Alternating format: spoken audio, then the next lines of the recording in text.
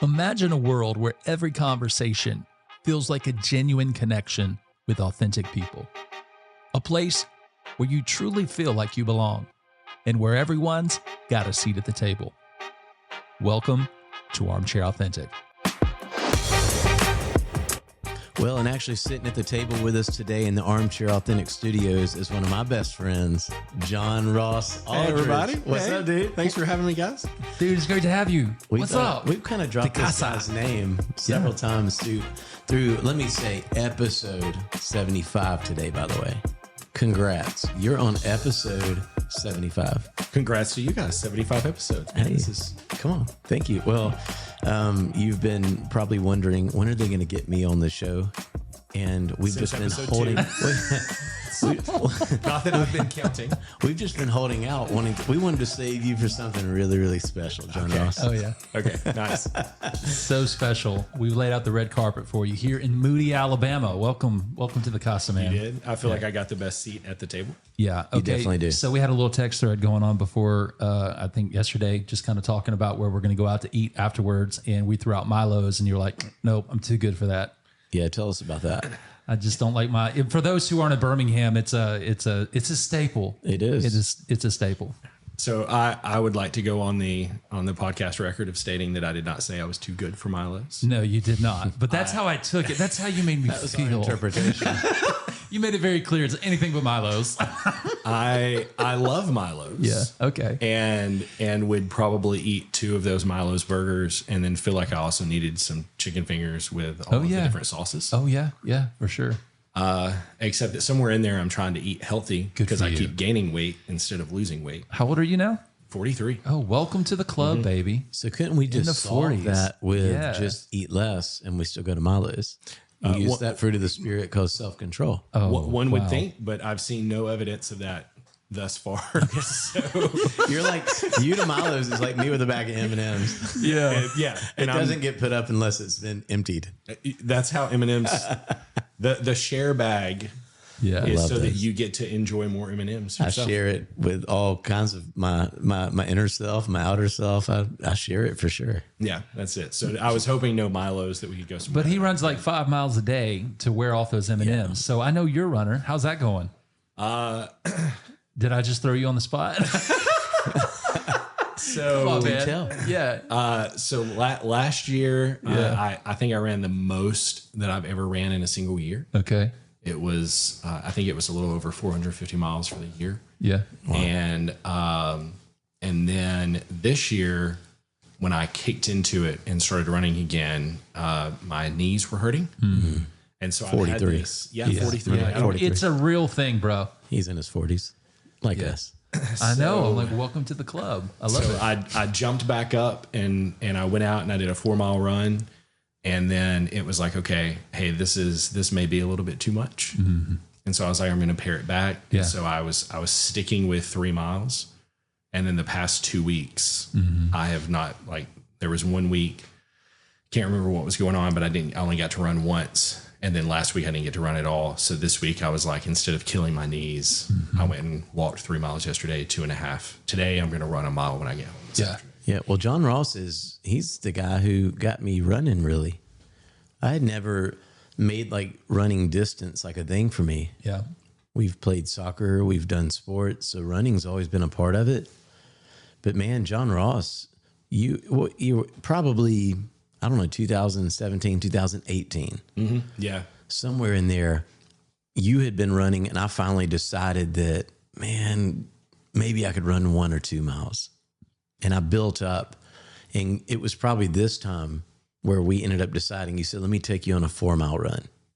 And we went and did that. Wow. And that, I mean, the thought of running 4 miles, just, I could never comprehend that. And we started running, and the first hill you took us up in Homewood, Alabama. On the Mountain Brook Loop thing. Yeah. Yeah, you took us up this hill, and I was so winded. I was praying for a red light so we couldn't cross it. But I remember I got about 2.5 miles in, and I was like, J. Ray, we got to walk, man. Like, this is, I can't do it.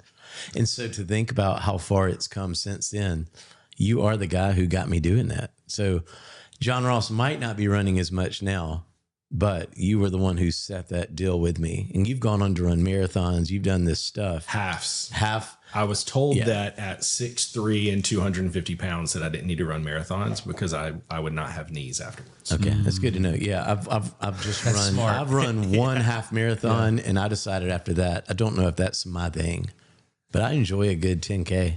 I've had 3, maybe 4 half marathons, and then also in that I discovered I don't like races. So the last half marathon we did, I was like, I'm not doing another one. It was in Washington, D.C. and it was a towpath next to the Potomac. And I hated, like, from the moment I started it, it was, pea gravel for 13.2. So you didn't like the race with others? Is that what it was? I don't like the competitive thing. I'm not like a competitive person. You're what Simon Sinek would call, you're in the infinite race. You're not racing against anybody. You're racing against yourself. So I don't like the entire environment and everything, because you can't start when you want to start. I want to get up and I want to go through my routine and I want to go. The last half marathon we did, it was we were starting at 10 a.m. and it was 45 degrees in DC, and it was rough. And so just kind of halfway through it, when I almost fell into the river. Are you serious? Did you almost? Are you serious? The same one George crossed without a problem. Gosh. There was the towpath is only 4 feet wide. Okay. There's 100 runners, and they couldn't close it because it's a public pathway, so there's cyclists out. Oh my God! And at the 5-mile mark, half of the towpath had eroded away. Oh my God! And you have to run around it, and so it came real close to sliding in at one point. And I was like, you know what? I don't even enjoy this. Yeah, I'd rather be running by myself, listening to music, running through my city, Huntsville, Alabama. Yeah. And shout out to Huntsville. Well, I know we kind of jumped into some convo, which I love, but let's give some people some context to who I call him J. Ray, Jon Ross Aldridge. Did I pronounce that right? Aldridge or Aldridge? Aldridge. Aldridge. It's very, very southern. Aldridge. You got an old Jon Ross Aldridge. Yeah. It really is good to have you in my home here at the studio, and I can't wait for the conversations. I'm always tapping out at running conversations, so you've lost me there. I'll walk with the best of you. You know what I'm saying? I'll get my heart rate up there, but my knee thing kicked in around the same time. We're going to change subject. Yeah. So, but I'll sit back and just enjoy listening to, let me just dial in. I got some emails I can send. But can we take it back to how in the world, you're a phenomenal person. Phenomenal person. Very, very grateful. He's very humble. No. I mean this. I'm just giving some context because we got listeners all across the country who are like, who is this Jon Ross dude? And how does he exist in your story? Those kind of things. People trying to, and so I know Justin and you have a deeper relationship through your time that you guys have had together at Church of the Highlands, and just one would say I'm his best friend. Yeah, one would say yes. So we have another best friend in the house, and that's true. Justin and Jon Ross. And so I've kind of been like the odd man out. There's been seasons where I've gotten to spend more time with you, and seasons where not. And it's not on purpose. It's just within the contextual, seasons of life that I've been in, even though we were part of the same organization for a few years. But I was sitting there thinking back, listening. I'm sitting here thinking through when I first met you, and I think it was at Grants Mill, Birmingham, Alabama, Church of the Highlands, hearing what I thought was the edge from you two, playing these phenomenal guitar licks. And honestly, you're not just a phenomenal musician, you are a great person, but the anointing of God that's on your life, when you get behind a guitar and you begin to play, how the presence of God just shows up. It's amazing, and it's incredible. And so I don't know if I've ever told you that before, but I'm trying to build your head up and as big as I can right now to just build the pride that you're already dealing with. But all that to say, this guy can play the guitar. You've done some amazing things musically across your career, and so it's really cool. We can talk about all of that, but I just want to give people context. That's good. We're talking to a phenomenal dude for sure. Yeah, plays a pivotal role in our lives, but also just a phenomenal musician who loves Jesus And I'm just looking forward to seeing how musically we can even maybe take some of this conversation about that's great. how maybe you got into guitar, what that was like, and some different things. Because I know there's people that do know you who are listening going, man, I want to hear some behind the scenes stories of Jon Ross. So anyways, great. But yeah. So how did you guys meet? Like, and then I can talk about whatever, we can go in any direction. Yeah, I'll start it and then you jump in, J. Ray. But it would have been October of 2004. October of 2004, yeah. Yeah, October of 2004. I had gotten a call. And I would believe we've referenced this in an earlier podcast, maybe. I think I've heard you talk about it. Yeah, maybe on the episodes or in real life. Yeah. Okay. No. On one of the episodes, I heard you say something about it. So in October of 2004, I've been at a place called Church of the Highlands. Avid listener, by the way. I'm so thankful. It for is. that. You've listened to the episodes More often than not, part of my Monday morning routine. Just thank you guys for actually having me. I didn't say that earlier. I was making a joke. And I'll continue in a second. But that it really is what this podcast is about. We have been saying it, and even more directly, this is a table that you are sitting with us now. But this has been about friendship. This podcast has, and how people that are lacking this in their life can understand, like, you can have real conversations and real connections and real friendships. And so by you saying you listen to it, to us, that's amazing, because we've got our friends who listen to this and they get to come be a part of it. We just kind of steward the equipment and have the microphones and have people on. So for us to have you today, it's not even the guest mindset. No. It's just a friend at the table. He is hanging out. It's Jon Ross Aldridge. And so I met J. Ray October of 2004. As I said a while ago, I've been a part of a church called Church of the Highlands, and we started in February of 2001. And it was crazy growth that happened at this church, still there to this day. And in October of 2004, we needed a way to create space, because the auditorium, it said about 1,000. We were having 3 services. It was so packed out. Was this the high school? This was the high school. Mountain Brook High School. Okay. We needed another place, and we really weren't announcing it like launching a campus. That really was never in our plans, other than our main college towns. Yep. The goal was we would build a building. But until then, we had some of our leaders, maybe small group leaders, don't really have a Sunday function, but they still want to come to church. We had an office complex that said a few hundred, and that's where obviously the staff would office out of. We'd have midweek things going on. So we decided to see, would people watch Pastor Chris, at that time, Pastor Chris on a screen? And so Lane Schranz, race car driver, we've talked to his agent at one time before on a previous episode.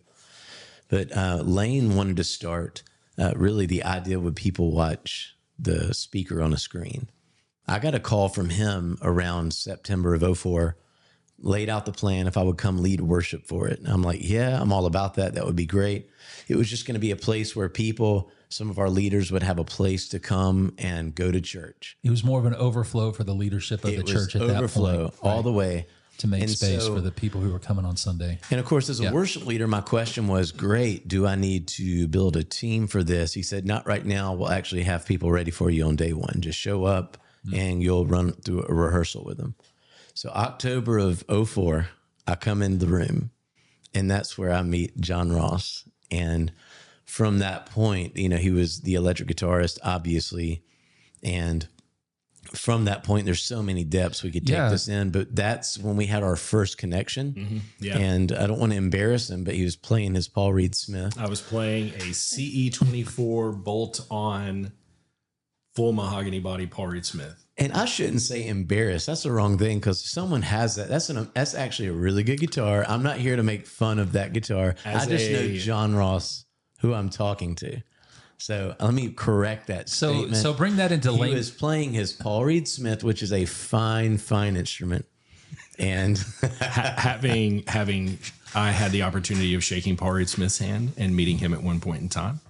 They build phenomenal guitars. They are not my favorite guitars. Gotcha. Yes. Yeah. And I think I projected the embarrassment because me and J. Ray have had so many combos offhand. I shouldn't have even downed a brand, because we're still talking a lot of money. Oh yeah. I love, man, but you just know the guitar that he loves, and you know the context what he loves and what he was really wanting. So that's to where you again met him playing. first. It was at Church of the Highlands. Now, are you from Birmingham originally? No, I'm from Winfield, Alabama. Winfield. Yeah. Where would that be in context to Birmingham? North, south, east, west? Where are we It at? is northwest, Okay. mostly more west than north. So if you drive from Birmingham, Alabama to Memphis, Tennessee, Okay, yeah. you go next to Winfield, Alabama now. Well, how the heck did you end up at Church of the Highlands in Yeah, I don't know. Birmingham? Like, what the heck? I mean, no, seriously. How did you end up at that moment? Like, So a friend of mine had moved. I was at University of North Alabama getting a music degree. okay. And my major collapsed. My two teachers, one of them had a Rascal Flatts single, and one of them had a Kenny Chesney single drop the same week. Okay. And so those guys went from being fledgling songwriters and teaching studio classes at the University of North Alabama, which was a great program, to being multimillionaires and and never having to think about stuff again because of their publishing contracts. Yeah. And so major collapsed, didn't have any, like all my classes kind of fell apart. Wow. And I moved back home for a semester, getting ready to move to Nashville to starve to death, like all guitar players do. And if they do that. And I know you well enough to know that you wouldn't starve to death. You wouldn't starve to deth, bro. I would have had a job. Yeah. That's what you're saying. You're being very modest. It would have, so we, I back home for a semester with my parents, and a very, very close friend of mine, Curry Vickery, had just moved to Birmingham to finish school and had gotten a job. Actually, he had just finished school and moved to Birmingham for a job. Okay. And we had a mutual friend that was at Highlands, and he invited me to come Easter Sunday of 2004. Okay. And so I hopped in the car and came to a youth service. There was like 50 kids in a room, and I stood in the back of the room and said, I think I'm going to move to Birmingham instead of going to Nashville. So cool. And it took that entire summer to save money, get a plan together, figure everything out. And then I moved, I guess at the beginning of September. Okay. And the Sunday before the first Sunday in October, so the last Sunday in September, I came in and auditioned for the worship team for that youth group, for Switch. It's called Switch at that time. And the worship leader that was leading worship, I went up and I played 3 songs I'd never heard before, had chord charts, and I was like, okay, well, that was really bad. And and he walked over and I was like, well, what'd you think? Because it was during their sound check. And he goes, man, I think it's great. You can come back next week. I was like, oh, great. Okay. This is, man, this was like huge for me. I wanted to come be a part of this church. And I'm like, man, this is great. Okay, well, I'm going to take my stuff off the stage. And he goes, why? And I was like, well, you guys have a service to do songs that I've never heard before. And he goes, you just rehearsed with us. You're playing. And I had to play that night. And then like 2 days later, I think on a Tuesday, he called me and was like, hey, we've got this thing going. We're trying to put together a band for it. Yeah. Can you come here this Sunday morning and come be a part of this? And so I walk in, and Bradshaw walks in. Yeah. And your buddy you referenced a while ago, Curry. He was there. He was the bass player. He's an incredible bass player. Yeah. Is he still playing bass? Do you still do I that? think so. Okay. I have not. so I have good. not talked to him. Okay. We text a few months ago, but we haven't. We haven't. So the worship leader, who was that? His name was Daniel Bashta. Okay. Yeah. That's what I thought it was. I couldn't remember if it would have been John, who we've referenced before, John Larson, or if it was Daniel Bashta. No, so it was Dan, and I didn't realize he was there that early. I didn't remember. 2004. So he had been there before. Okay. And then he had left for 6 months and then came back. His family experienced a house fire in Chicago, and so he went home and kind of helped with his parents and everything, and then came back to Highlands. And I think I played, so that was 2004. So I started playing with Daniel in 2004 and played until after my second son was born, which was 2012. So whatever 12 minus 4 is 8. Pretty wild. Good math. He was on the spot, man. I don't want to forget this because we mentioned Daniel, and I don't know where this conversation will go, but I know you did a lot of stuff with Daniel. If you don't know who he is, Google the name Daniel Bashta. One of his claim to fame is the song. What's the name of the song? Like a Lion. Like a Lion. But right? people will know it as God's Not Dead. God's Not Dead. Yeah. I think the Newsboys redid it or something. Right. And if you want to know why you listen to that song and why it even that stands out, it's because of the hook of the guitar line that is so prevalent. And if you want to know who wrote that guitar lick, it's the guy that's on the podcast right now. I don't know. I can't even do it. It's like jam sessions. Yeah, it was. Yeah, that was it. So how many royalties did you get off that guitar lick? That was, look, everything was so chaotic during that moment. At this point, I look back and I go, that was probably Daniel that wrote that. Oh, you think? Daniel, he come had on. a He's probably looking knack. at you, mouthing some noises.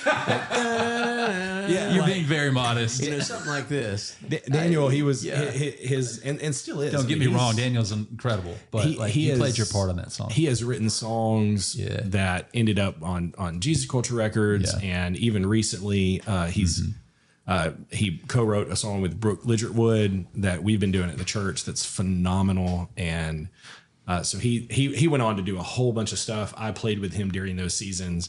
And then at one point in time, my wife, got married, and then my wife and I, we had our son Everett, and then we had our son Lennon, because I'm a big Beatles fan. Love it. and it was like, man, I just can't, I can't keep doing that, trying to teach guitar lessons and not having a real job. And it was just too much. Well, can we press into that, or do you have a different direction? Get ready to press into it. All I was going to say is we had Ryan Jennings recently on the episode, a couple of them ago, and we talked about the band that we had. So just to try to have this, how was it 7 Degrees from Kevin Bacon? What is that game? Just how we have these, we tend to have relational connections through our journey. There was an event that we played one time out in Winfield. Oh, were you there?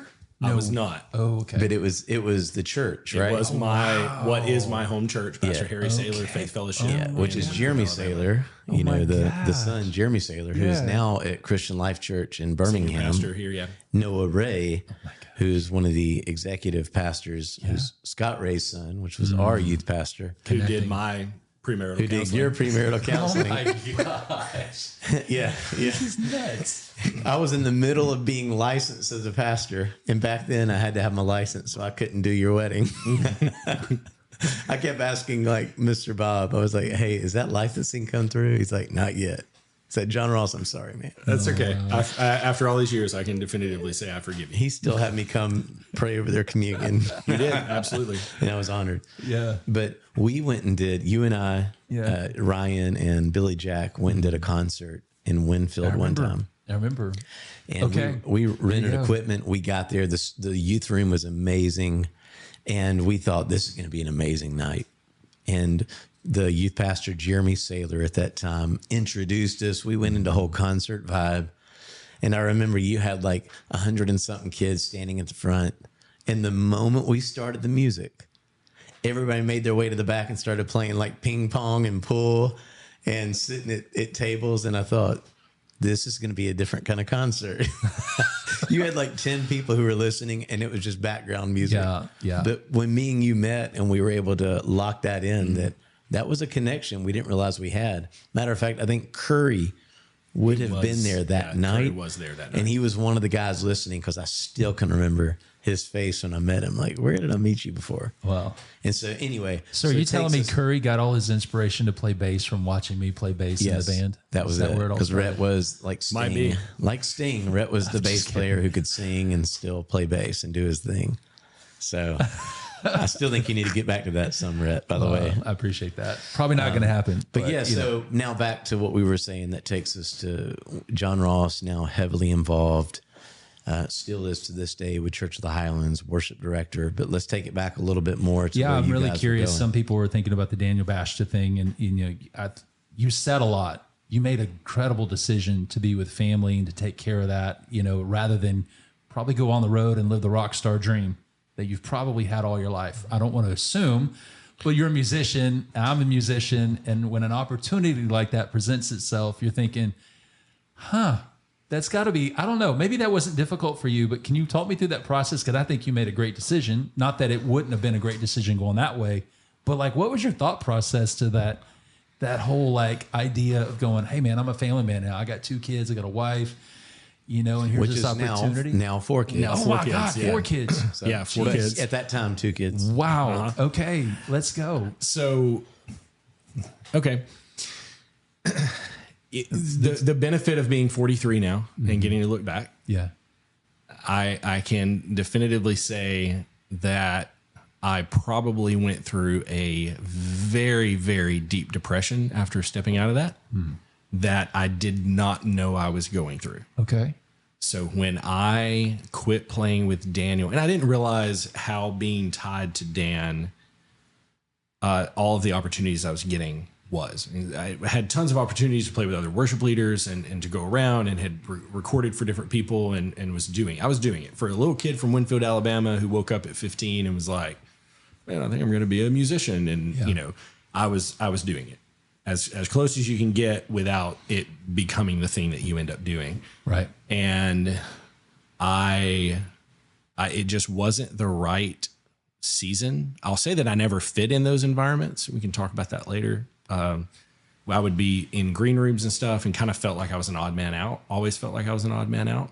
Well, dive in it. Why Okay. would you feel that way? Be honest. Armchair Authentic. Let's go. So it wasn't until I got to Huntsville that I realized why. Okay. And so I'd lived in Birmingham for a long time. I'd been around a whole bunch of musicians. Got to Huntsville and started hanging out with a bunch of musicians, but their side gig for musicians in Birmingham, their side gig was whatever it took in order to do more music. More often than not, I was working at a music store, or it was, washing cars or whatever. It was just something to support music. The musicians that I'm around in Huntsville, they're electrical and environmental engineers and structural engineers, and they're all giant nerds. And when I got to Huntsville, I walk in and I was like, oh, I'm one of you. That's why I never fit in when I was in the green room with all of those people, because they're all cool musician, creative people. They're all 4s on the Enneagram or whatever. That's them. And I'm not. I'm an 8, and I am, so I'm not like uber creative and all that. So I got around all these engineers, and I'm like, oh, y'all love Lord of the Rings. This is great. Yeah. We can talk about Lord of the Rings and get along, and we can talk about the operational history of the F-22, the F-22 Raptor and the competition between the F-22 and the F-23 between Lockheed and Boeing. And that's cool. I'm just a nerd, a giant nerd into aviation, all this different stuff. And so I never felt like I fit in, but there was this season that there was Holy Discontent, that book registered greatly with me, and wherever all that went with all of that. But I don't know how else to put that. It's okay. I don't know what that means. I don't either, but there you go. There was a pastor, there was a whole bunch of stuff that came with that. Okay. But that Bill book, Hybels, had his past and stuff. Gotcha. Still a great book. Great book. That book really registered with me. There was a Holy Discontent playing with Daniel. Yeah. Loved Daniel, loved his brother. His brother Josiah was in it, and the rest of the band. They were like a family. Yeah. But I was experiencing Holy Discontent and was frustrated about a whole lot of stuff that was going on. And there was a moment that I sat down with a group of people, and everybody was having conversations about different stuff. And I ended up having a feeling that I needed to walk towards where I was experiencing life and growth. And with Daniel, with playing during that season for me, not for any of them. Yeah. And it wasn't Daniel's fault or John Mark, the different guys that were involved in that. It wasn't them. It was me. Mm-hmm. I was not experiencing growth there, but I was experiencing growth at, with church and at Highlands, and really, honestly, with Bradshaw being super pastoral and very plugged in with me. Yeah. I kept growing there. And I was like, I'm just going to take a step towards growth. So I'm going to actively choose growth. And then for 3 years, I didn't listen to music. Wow. Because that would have been this season you felt like, now looking back, hindsight, the depression season. Yeah. You literally did not listen to any music. No, I listen to a lot of NPR. Hey friends, just want to take a moment and say, if you are enjoying today's conversation, could you do us a huge favor? Would you take a moment and copy the link from your favorite podcast platform and share it with a friend? Email it to a friend. How about airdropping it over to your buddy or your sister right now? Man, that would mean so much to us. Thank you. All right, guys, back to the conversation. Just a whole lot of political commentary and different stuff. You were talking in one of y'all's last episodes about shows that you watch over and over again. Yeah. My favorite television show is The West Wing. I'm in season 7 for like the 15th time. There you go. We need to try that, by the way. It's Never fantastic. seen it. And you've told me that before. Where would you stream that? Where's that stream? It's It's okay. I can look it up later. No worries. Yeah, you have to get to it through another. okay. You have to have a Max subscription through Prime. Okay, gotcha. So you can't just get a Max subscription. You have to go through Prime. Okay. I was so mad. Might try it. But it's great. It's great. It's so much better than White Collar. And No, can't go there. so Don't you dare. no, full disclosure, my wife won't let me watch White Collar. Okay, hey. She won't? No, because it's Kelly okay. Kapowski's in it. Oh, really? Oh, Saved by the Bell. Saved by the Bell. But why, though? Oh, it's Kelly Kapowski. Did you have a crush on Kelly Kapowski growing up? Have Oh, okay. Well, there you go. Okay, never mind. Well, that makes sense. I mean, that gets it. I don't even think about that, Lynn. no For TV, they have the most beautiful I'm marriage. totally just kidding. yeah, You I know know you why. watched it. It's a Good. fantastic Good. show. Yeah, he's just kidding. Yeah, Peter Berg. I love it. And It's so they good. have the greatest marriage for a show. I'm like, come on, y'all. Wow. Yeah. So how did you come out of that, man? What was the, It was just a season of just, hey, I'm kind of in this, and I didn't realize that was the reason why I wasn't listening to music, Yeah. and I didn't realize that that's why. And we would work on stuff at the church. We did a couple of recording projects, and I would roll back, and suddenly, the guy that was kind of producing it, Luke Vogel, when it was Luke doing that, and he would be like, man, I'm really like, there's this Shout out to Luke. Yeah, shout out. Phenomenal. love him. Love you, bro. Yeah. And Luke would be like, hey, I'm really wanting us to like dig in. I'd always been a Death Cab for Cutie fan. And he's like, I really want to dive into some of the guitar tones from Plans, one of their records. And I'd be like, okay, great. So for 3 weeks straight, I would listen to nothing but Plans. And then the moment I got done recording, I would turn all of it off and go back to, political commentary. And coming out of it, it was just a slow step off of realizing that I was just not super happy about where I was. And a lot of it was just rebuild. I mean, I'd been a musician for a musician, I'm doing air quotes, whatever. Yeah. Like it was so poor. And just getting my family in a place that we were financially stable was a giant step of being like, oh, okay, we're starting to get a little bit better. Oh, okay, we were able to work out buying a house, and I've got a full-time job now. And, honestly, thanks to Bradshaw, even for standing over me for years and years and coaching me and guiding me, ended up on staff at Highlands, and just one little step after another, and kind of started climbing out of it. It was not a very, I've since experienced a much heavier depression season, which is what I would call the entirety of 2023. But outside of that, it wasn't like a heavy debilitating thing. It was just, there were things that I just couldn't handle. Wow. So it was a whole thing. But walking away from it, there was a conscious decision. I'm going to step towards life. Yeah. But also there was this grieving season of, man, I was almost there. How old were you in that Almost. season? 35, 6? Where were we in this? If you remember, it's okay if you don't.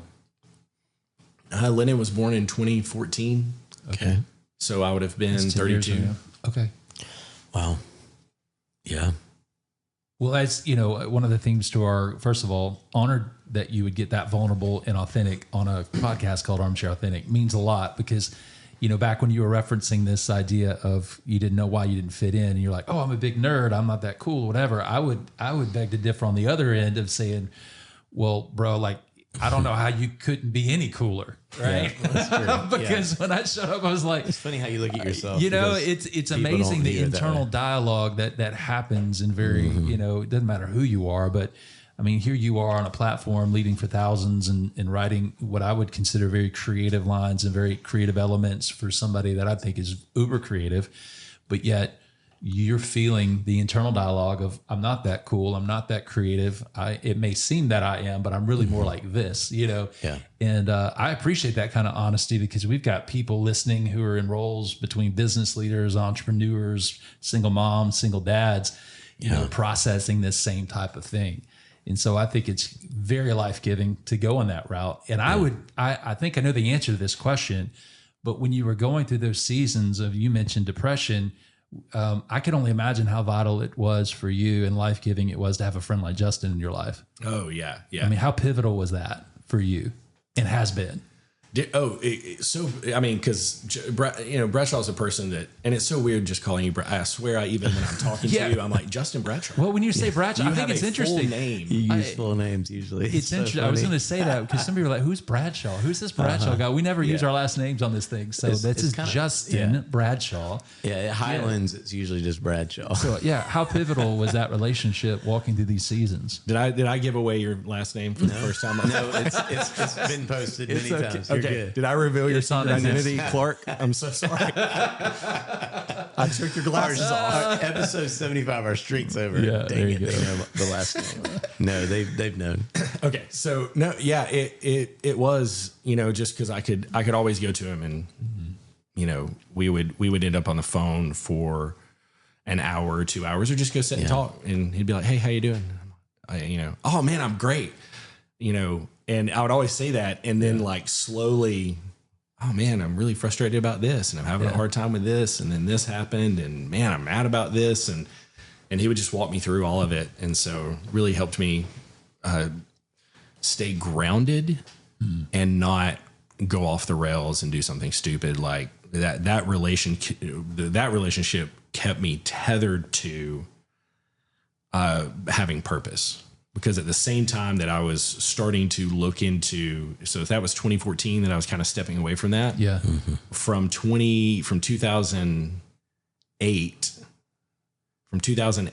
to 2014, Bradshaw had been investing in me and pulling leadership out of me that had me running sections of our development process at the church and actually investing in other musicians and all of that. And so had I not had all of that, there probably would have been a man, I'm frustrated and I almost had my dream and I didn't get there. And I think I'm just going to take a break from all of it. Yeah. Jon Ross was probably one of the first at the table. And I've used his story so many times. If I ever go speak in an event or like a round table or training, I'll tell a story of how what's now a process that seems so fully thought out, it really wasn't in those days. But Jon Ross was such a pivotal role with that because he was a great musician. People looked up to him because, I mean, you're great at your craft and that does draw other musicians to you.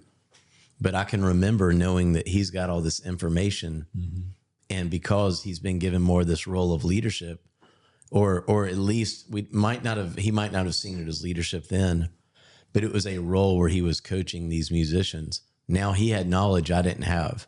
So I'll tell the story of how I had him and it had built up to like 4 or 5 other guys. How can I get that knowledge from what they have so we can help people progress along their development and get to where their original goal to get on a stage is?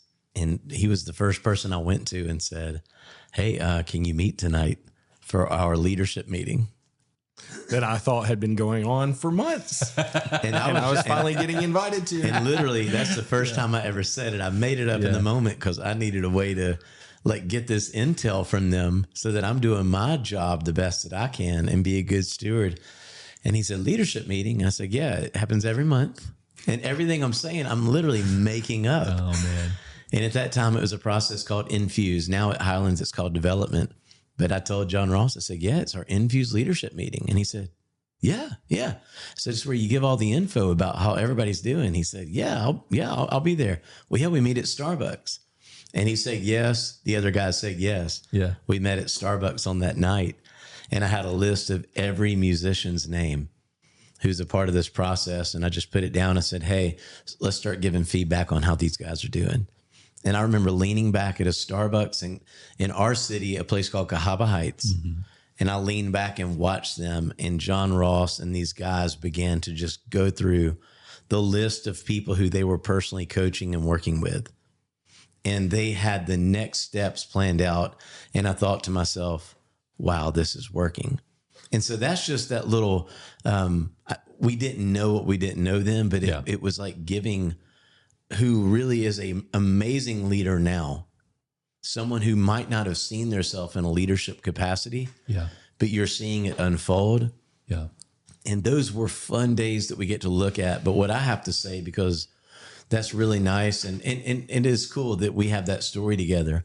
What's really happened from that 2004 to, I would say, around 2020, 21 more than ever, we really began to shift. I would say our friendship began to deepen, because it would have, I think Jon Ross, for a while would have kind of put us in that mentor type role. But what's happened is we've really, in my opinion, and I think you would say the same, we've leveled that out where true friendship began to blossom. Yeah. And we've become like best friends now. And so hence, one would say your best friend. One would say my best friend. Yeah. Just like one would we say can have Claire multiple Ramirez best friends. Yeah. I'm kidding. And that's been so special to me, because you got to have people in your life that you can get open with. And my story, looking back, I never came from a lot of vulnerability. As I've said before, I had to kind of know everything, or I felt like I had to be the guy who had the answers. And so with that, vulnerability didn't come easy. And though that really got revealed in me in 2007 to really become more vulnerable, it's like a slow process where you begin to get more open and more open. And Rhett, we've talked about how it even took us as best friends. It took us a long time where me and you would just get so open with each other. Yeah. And what's been beautiful is when God gives you more people like that. And I don't think that you get a lot of them. Yeah. And maybe you shouldn't get a lot of them where you talk the levels to what you say. But what I've been grateful of, Jon Ross, is you've become one of those guys that I can say anything to, and it's a safe space. Yeah. And so I'm very grateful for how the origin stories and the development. But man, Rhett, I know you know this too, but Jon Ross is a phenomenal leader. Mm-hmm. He's a phenomenal musician, but that's not his identity. He is so good with people. He presences people so well. He doesn't rush through it. He tries to give the time to understand them, and he's a great coach. And so I'm just grateful. Yeah. Even when we talked about running, he may have been leaning on me for some other areas, but he was a mentor to me when it came to run. Like, hey, how do I even get this? Yeah. What should I be looking at? You got to be consistent. You got to do this. And so I'm just so grateful for all these areas of our life that we actually have the friend at the table with us. And I'm talking legitimate. Oh, yeah. Legitimate level of intimate friendship of these guys sitting at the table right now that I can look at both of y'all. And it's like, man, these are some of my lifers right now. It's been 21 years that we've invested in this relationship. And I think that's important for people to understand who are longing for that type of friendship, to where they can be open and authentic and go through some hard times and rejoice in the good times. Yeah. 21 years. Yeah. It's not like this thing just started overnight. It was literally, hello, let's play guitar. Next thing you know, but kudos, man, to both of you for just being willing to pour into each other. And that's cool. And I think it just really goes along with the theme of the relationships and how important relationships are, because we do hear the tagline a lot. Yeah. Life change happens in the context of life-giving relationships, small groups, right? Commercial announcer voice, but we hear that a lot. But the reality, that was a good one. But the reality is, though, he's got that voice. It's so true, though, yeah. because that's why I asked you. Like, I know the answer to this, But I want people to hear, like, if you're walking through some seasons, it's okay to not be okay, right? It's just not okay to stay that way. But in order for us to walk through those seasons, we need relationships. We need that depth of people who can just sit there and listen and not really try to fix you and just be a part of just what you're going through. Hey guys, Red here. Just want to take a moment and say thank you to every single one of you who have taken the time to follow us on social media. Now, if today is your first time to join us for an episode, man, we want to say welcome, friends. It's so good to have you with us. Could you take a moment, look us up on Instagram or Facebook? You can find us there at Armchair Authentic, or you can go on over to X, find us there as well at Armchair Auth Pod. That's Armchair Auth, AUTHPOD. All right. Now back to the conversation. Yeah, and it's okay to actually recognize there's different layers and different levels. In some relationships might only get to a certain, I kind of call it that you begin as an acquaintance. You kind of jump in more to it's an acquaintance, and then there's more of that, might not be quite friend level, but it's more of a distant friend. But you get on that cohort level, and I think you can have a lot of people in your life in that cohort. And it's a great place to be.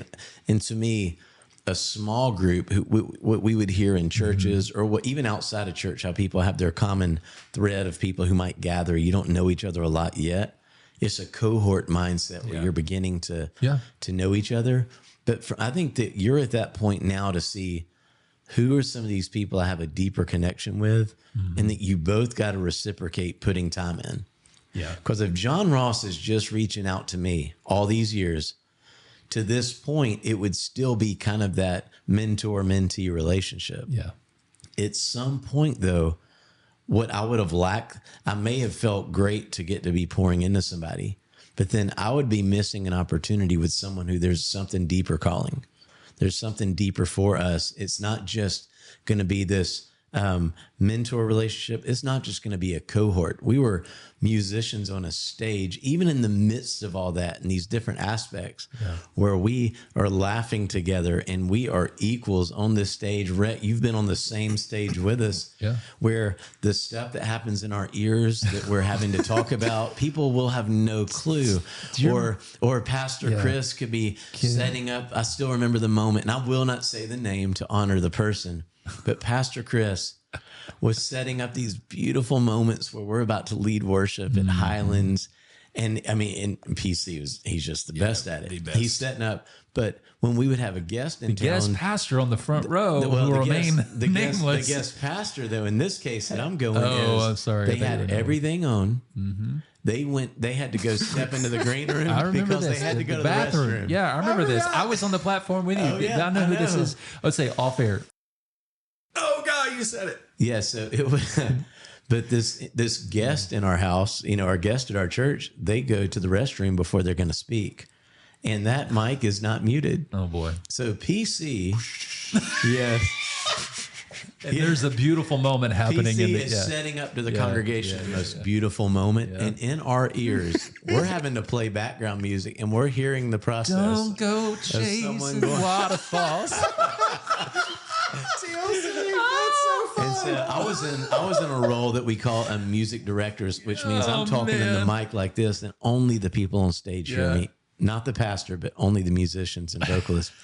And I'm talking in the mic, and me, Jon Ross, Rhett, John Larson, CJ.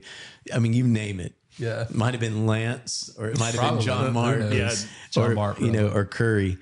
On those nights, and I just remember saying, like, guys, please stay in the moment. Please stay in the moment. Ignore the sound that's going on. Because PC it was an amazing moment it was creating. Yeah, people's lives are being changed. Yeah. The Spirit of the Lord's moving in the room, and the whole band's hearing other movement. Yeah. And that's the great moments that we're these cohorts as musicians. It's a vulnerable thing to be on that stage, and you're operating in a gift, but you're also putting yourself out there. So the culmination of a relationship, and whatever that looks like in the different contexts, for the ones who are listening right now, the whole point is you put years into this, and you cannot have the depth in one day. You can't have the depth with someone in 1 year. You've got to establish a root system, And a takeaway that I would even say on this is you've just got to be willing to plant that field and cultivate it and see what happens. You can't force it because just like if Jon Ross is talking to me, I have to reciprocate. But in the same way, I could have tried to open to you and you could have not reciprocated because you're like, I don't want to get on this level. Yeah. And we talked about it before. You meet somebody and you realize, wait, you still struggle. And what's allowed us to grow is we have just straight up combos. I mean, we were on a walk yesterday. I was doing my exercise. You were doing yours. And we're on the phone almost 2 hours early in the morning time. Yesterday morning. Yeah. Early in the morning. Yeah. Yes. Literally yesterday morning. And it was just shooting the breeze and talking ministry, talking life.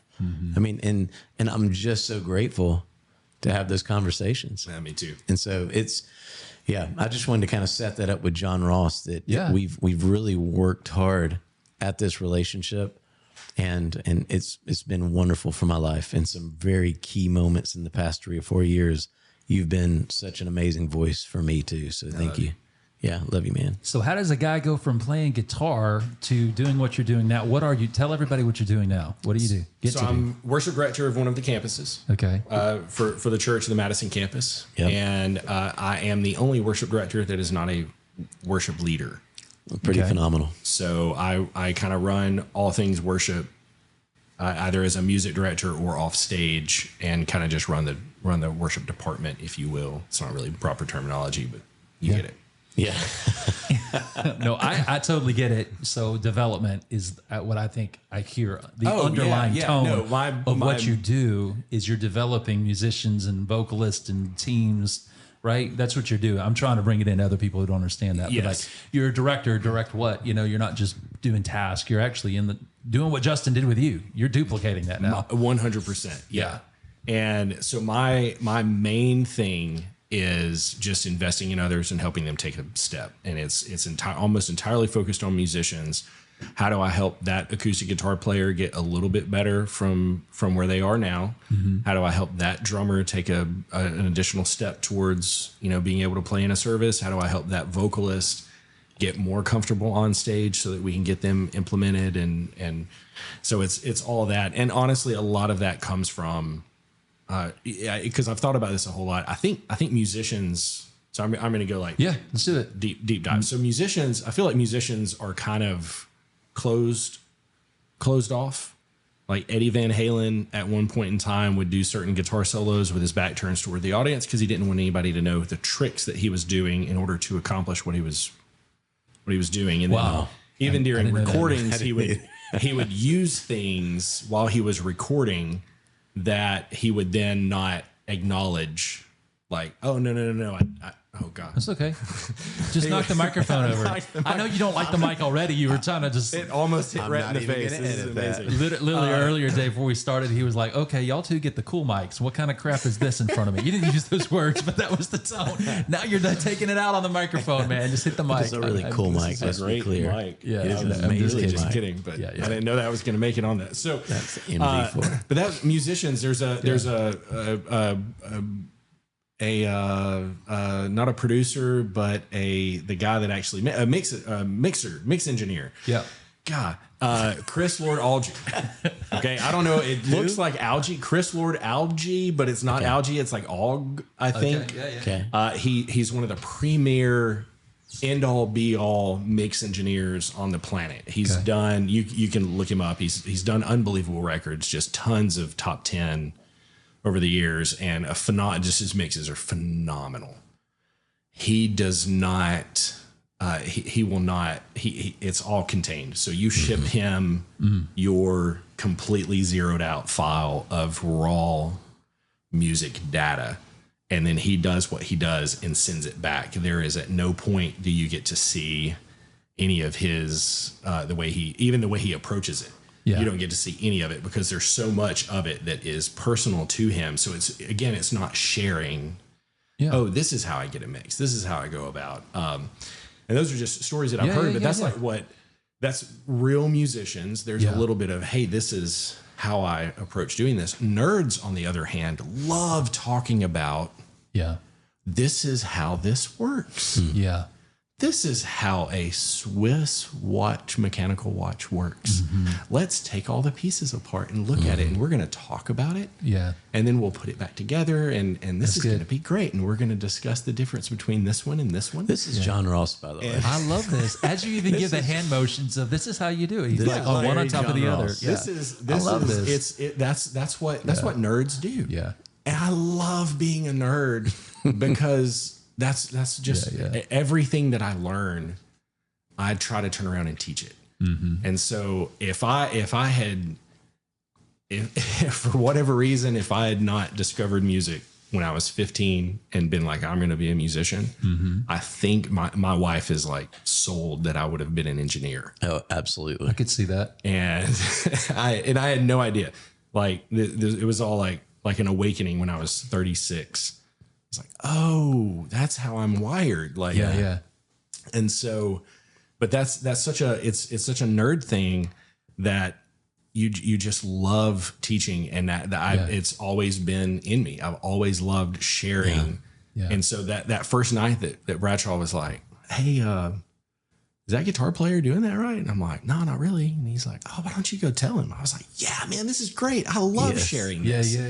This is so fun. And we can talk about delay pedals for 4 hours. And so that all of that just worked for me, and I enjoyed getting to do that so much. It's really cool. I never, if Bradshaw had not seen that, I never would have known that could set me up for any kind of like leadership.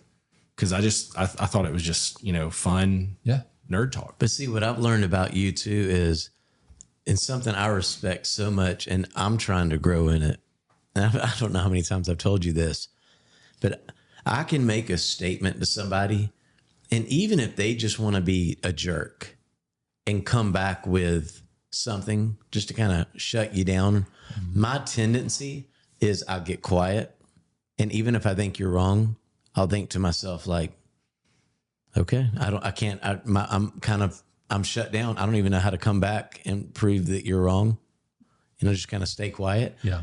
Jon Ross, this is where I've always complimented you. You have got such great counterpoint. And I love watching Jon Ross when he'll bring something up and someone, and whether I don't mean that they're necessarily doing it, in a wrong motive, but even if they are, they'll say something back. I love how it's part of that tinkering you're good at with like, no, but this is how this operates. You'll then come back and say, and then you'll go down this route. And I love stepping back and watch Jon Ross do that, because it helps me, because I'm like, that's exactly what I was trying to communicate, but I was paralyzed. That's a gifting that you have. So to hear you break that down into even the tinkering, the whole deal there, that's a gift set you had, and you're really, really good with it. And you being able to translate that, because right now, obviously, you are Madison campus, you have a team that you focus on, but like the relationship we said earlier, you've also have 21 years of history in one organization. Yeah. So you also understand culture. You have longevity and trust. And what it's brought to is, we talk about the seat at the table with our podcast. Yeah. What I notice, and your reputation precedes you. By the way, you guys are just the sweetest. I wish I could come here every week and sit and hang out. We'd love for you to come here every week. Let's go. Y'all have said so many great things about me. I'm going to start believing some of them. This is awesome. Good. Well, you should, because it's true. Your reputation precedes you. And I find that Jon Ross is at the tables of every campus at Highlands. So he is talking. It's from how I get to view it, and I hear it from them. Everybody's had a conversation with Jon Ross, or you're leaning in, having conversations with him. But once again, it's how you nerd out, and to use your words, where you're not looking to lord something over people. Yeah. You just come and you talk shop with them on a level that is applicable to who they are and the experience that you have. And you make it very relatable. So you might just be talking to that electric guitarist in your mind that you were back in 2007, 2008. But right now, you're actually standing before some of these amazing leaders giving the same feedback, and they're taking it from the mindset and the perspective of, oh, wow, I've never thought of it that way. So you have a really great gift of just being able to have counterpoint with people and give them another perspective to look from. So you kind of are, as a very pastoral presence at Church of the Highlands, as a worship director at a campus, and really centrally getting to speak into every campus. You kind of did turn into an engineer. Yeah. Just maybe not the same pay. Yeah. a little bit. Treasures in heaven. Yeah. And treasures in heaven. And I dropped out of college twice as a senior both times. So there's no diploma to go with that. I may make one. Yeah, you should. Engineer of something. I don't know. Yeah, of life. Yeah. Yeah. That's good. Engineer of life. Put a seal on it. Yeah. And everything. It'll be great. Yeah. So, it's. Will you sign it? I would be happy. Yes, I'm going to create a diploma. Or I'm going to create some kind of certificate and have you go through just some LMS, will you sign it some learning management systems. Yeah, sure. And then at the end, it'll be like, you have been awarded this certificate, issued by Armchair Authentic. Rhett, we'll authenticate it. Let's do that. Let's come up with some certifications. Oh man, the LMS. But yeah, it's I will hang fun. it on my office. So I kind of want to take this before we wind this podcast down, because we jumped out the gate. We've had a blast on this podcast. We, first of all, never even allowed you to slow down and introduce the most important person in your world. Okay? Yeah. So let's take time. But then I also, once you introduce, you've been everywhere this summer, it seems like, because not only are you worship director for Madison campus at Church of the Highlands, but you're also full-time husband, full-time dad. When I'm on the phone with you, you're either walking or you're en route taking all your kiddos some activity. Yes. And so, first of all, tell us about your family. And then, man, the shout out I wanted to give, your world is swimming. And I know that your kiddos have been doing good. And especially, I know right now you've seen a lot of potential, especially out of one of them. So I'll set you up there, but I know we didn't give you any time to introduce any of your family. So I'm a shout out. Married, wonderful wife's Rachel, and she's phenomenal. Rachel. And she is actually Rachel, by the way, I don't mean to cut this here, but Rachel's another reason for, I think, your sanity, because I mean, she's got such a counselor presence. Oh yeah. And talk about, it's her story to tell, but someone who can use the pain that you go through in life and become a healer to others. Yep. Phenomenal presence to people.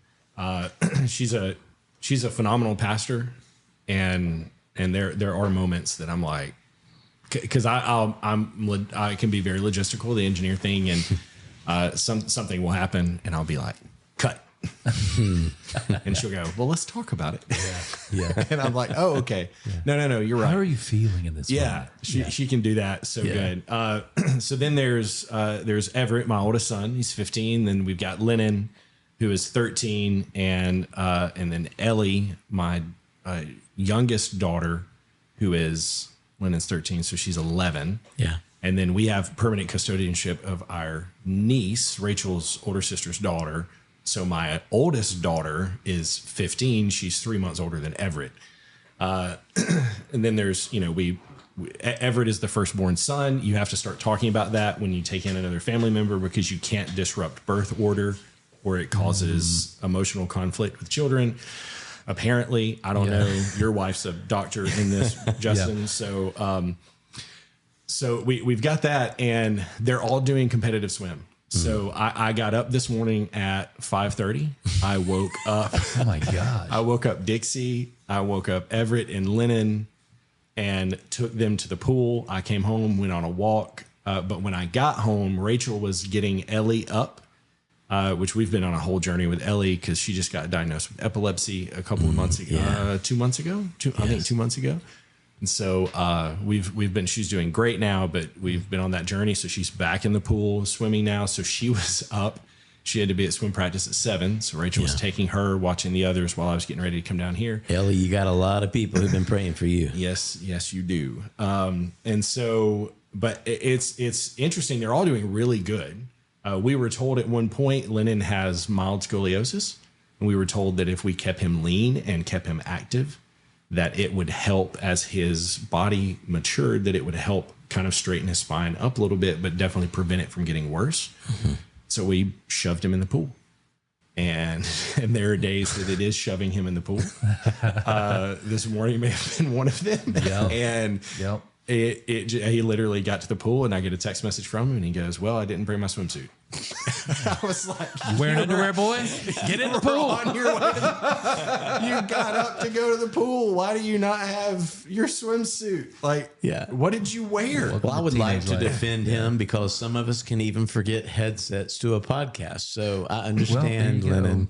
It happens. I forgot a headset today. Anyway, go ahead. So Everett, he is, Dixie's doing a good job. Ellie's doing great. It's like she's a mermaid or something. And, but Everett is so athletic.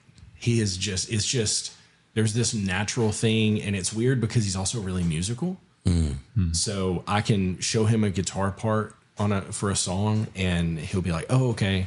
And then he can play it, and he can play it in time, even if there's a metronome, and but he's not like super passionate about it. So there's times that I'm like shaking him, like, "Come on, man, like, you've been given a gift that I never had. You can hear and you can pick it out, and you started learning this Metallica song on your own. Like, you start getting, you got to get into it." But there's this thing with swim. And so between that, and he's doing a summer intern, 252, he's doing the summer internship at the church and all that. But he's just naturally, and I mean, he is getting in, and when his coaches say something, and his current coach is a lot like me, just very direct and let's get it done. And that coach has been driving him so hard, and Everett keeps getting better and keeps getting better. And so now he's getting ready to move up to this next group, and we're in this like last season where he's having to give this push. And even this morning, like, he didn't do that great. His coach was yelling at him. My wife calls, and she's like, "Well, Everett was mad because he said the coach," and she was like, "I was watching him. It was like he was swimming through oil out there." And and then he gets in the and he was mad that his coach was yelling at him. But you get to these points where the growth pattern, where the coaches can even look at it and say they're going according to normal progression, or there might be a standout, just like there would be musically. And that's kind of what he's facing right now, right? He has the ability, just with what they've seen. And all of them are doing good, just in case of all of them listen to this at some point. They're all doing great. I love my kids all the same. Of course. I really do. No matter what they all say that I love Ellie more, that is not true. Wink, wink, Ellie. And but there's this potential that he's showing, and that's what we've always talked about. We're looking for potential in musicians. I don't need them to be able to stand on at the Grand Ole Opry this weekend. I need to know that if we work with them for 6 months, that they can stand at the Grand Ole Opry and do okay. And that's what they're seeing. They're seeing this potential with Ev, and really driving him. And so, but that's turned into our life. We said we were never going to do sports that controlled our lives, and I've not slept in. The sneaky sport called swimming got you. They were like, well, we'll start on swim, and so they practice 6 days a week. That's crazy. Swim meets are 72 hours, and if out you of town sometimes, out of town in other cities, and your child will swim 4 minutes during the 72 hours, maybe. Support their team. And then they're supporting their team and hanging out, and you have to pay for hotels and it's crazy. It's wild. I get it. It is life. I mean, that's the whole table we're talking about. This is our life. This really is. It's like, this is what calling is. It's obviously your faith. It's your family. It's friends at the table. It's the career, the pursuit that you're doing of the stuff that you're called to. And it's balancing all this stuff out and putting it in the right priority. And so for you, being this engineer / musician minded person, to have the focus like you have with your family and understanding the priority levels there, to spend time with them and give them this opportunity to thrive that's what life is all about. And if you're going to do it the right way, the right way and invest in your family. So just getting to see, the man that obviously you've become and the husband and seeing your family grow like crazy. Yeah. We're all in this state. We've seen it with each other. And it's fun when, Dax the other day, he came home and actually told me. It's like he didn't tell me right away. It was a couple of weeks later. He's like, by the way, your friend Jon Ross, I saw his oldest son at 252 retreat. Yeah. And Ev did the same thing. Like Everett got home and he was like, hey, your friend, Mr. Justin? Yeah. It's like his son's Dax, right? And I'm like, yeah. And he goes, I saw him at 252 retreat. And I'm like, would you go talk to him? And he was like, no. And I was like, y'all need to talk. I know. I was like, because I think this is ridiculous. I can't believe I'm talking about this. Dax plays Fortnite, right? Oh yeah. Does Kai play Fortnite? Oh yeah. See, this is, and they're the two closest to all four of them. Oh, Britt and Ben have become more than ninjas. They're at it nonstop. Yeah. How old are they now? They are you're putting 10, him on the spot now. no, 10 and 8. It's a bit of that, I'm trying not to have shame to know that I got my 8-year-old just cranking out some Fortnite. That's why Yeah. Some parents right now are like, dang it, I've been telling my kids they can't play until the 13th. Yeah, I didn't let them play until they were 12. There's nothing wrong with that. If you walk downstairs, you've got the 2 different rooms. You got it was 4 TVs. Now it's 3. Yeah. Dax has his own room. Kai has his own, but Britt and Ben we got in the same room. Oh yeah, they'll do squads together sometimes. Everett, Bradshaw boys. We live in a very small. Not like a very very small house, but we live in a small house, and Everett and Lennon share a room, and their desk for doing their schoolwork, because we homeschool. Yeah, is 40-inch televisions. Yeah, for playing Fortnite. Yeah, yeah. And I'm like, where do you do your math? You're like over here. It's like, which that's another thing too for you. I mean, you're in this world, and I think in certain ways we all get to relate on this, and kind of here and there. But you have all 4 years. I mean, you're in the homeschool world, right? Yeah.